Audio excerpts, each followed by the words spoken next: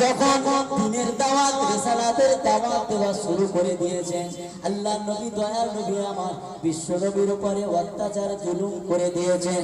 হে তরুণ যুবকেরা, হে বাবু প্রিয়রা, আল্লাহর নবী দয়াল নবী বিশ্ব নবী আমার দয়াল নবী আমার এই দিনের প্রচার করেছিলেন বহু কষ্ট করে।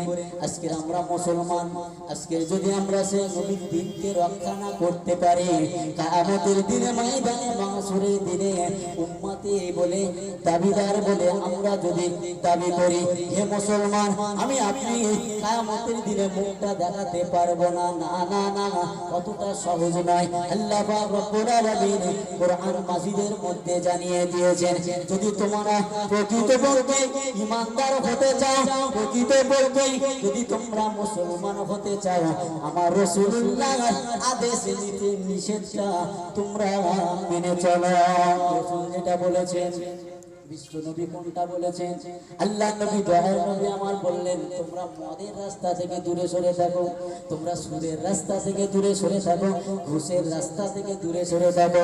হে দুনিয়ার মানুষ, এক আল্লাহর ইবাদত বন্দী করো, যে আল্লাহ তোমাকে আমাকে সৃষ্টি করেছে, যে আল্লাহ তোমাকে আমাকে দুনিয়ার জমিনে পাঠিয়েছে, ওই মাতৃগর্ভ থেকে দুনিয়ার জমিনে যে আল্লাহ তোমার আমার জন্য রিজিক দিয়েছে, যে আল্লাহ তোমাকে আমাকে এত সুন্দরভাবে হাত পা দুটো চোখ দিয়ে যে আল্লাহ তোমাকে আমাকে দুনিয়ার জমিনে এত সুন্দরভাবে পাঠিয়েছে। হে তরুণ যুবকেরা, হে আমার মুরব্বিয়ানেরা, আজ যদি সেই আল্লাহকে আমরা ভুলে যাই মুসলমান, আমি আপনি দুনিয়ার জমিনে মুসলমান বলে দাবি করি, এটা আপনার আমার দাবি করা বৃথা, ঠিক না?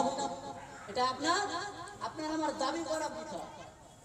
আজকে আমার এই কষ্ট হয়তো আপনাদের হয়তো খারাপ লাগতে পারে, কিন্তু আজকের এই সিচুয়েশন পরিস্থিতির কারণে আমার এই কথাগুলো বলতে হচ্ছে, নইলে আমি একটা ঘটনা নিয়ে আমি বলতে পারতাম। সংক্ষেপ সময় আল্লাহ পাক রব্বুল আলামিন আপনাকে আমাকে সকলকে আল্লাহ কবুল করুন।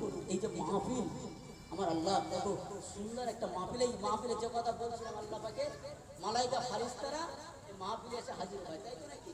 আমি সেই কথাই ফিরে যাচ্ছি। হে তরুণ যুবকেরা, হে মুরব্বিয়ানেরা, কেমন করে আল্লাহ পাকের মালাইকা ফারিস্তারা আপনার আমার সঙ্গের সাথী হয়ে যায়, একটুখানি ভালো করে বোঝার চেষ্টা করেন। আল্লাহ নবী দয়াল নবী আমার বিশ্ব নবী আমার সাহাবায়ে কিরামদেরকে বললেন, ও আমার সাহাবায়ে কিরামেরা, শুনে রেখে দাও, জেনে রেখে দাও, আমি রাসূলুল্লাহ জানিয়ে দিলাম, ওই মাহফিলেতে আল্লাহ পাকের মালাইকা ফারিস্তারা হাজির হয়ে যায়, এবং ওই মাহফিলটা যখন শেষ হয়ে যায়, আল্লাহ পাকের মালাইকা ফারিস্তারা কাতারে কাতারে কাতারে কাতারে আমার আল্লাহ দরবারে চলে যায়। ওই মালাইকা ফারিস্তারা গিয়ে আল্লাহ দরবারে বলতে থাকবে, এই রব্বি আল্লাহ পাক, ওগো দয়াময় মাবুদ আল্লাহ, আপনার গুনাহগার বান্দা বান্দীরা আল্লাহ দুনিয়ার জমিনে বসে বসে বসে বসে তারা আপনার কোরআনের কথাটা তারা শ্রবণ করেছিল, আল্লাহ পাক রব্বুল আলামিন কিয়ামতের কথাটা শ্রবণ করেছিল, জান্নাত জাহান্নামের কথাটা শ্রবণ করেছিল। ও মালাইকা ফারিস্তারা, আমার ওই বান্দা বান্দীরা তারা কি জান্নাতটা চোখে দেখেছে, জাহান্নাম কি চোখে দেখেছে? না না না না না, এই রব্বি আল্লাহ পাক তারা জান্নাত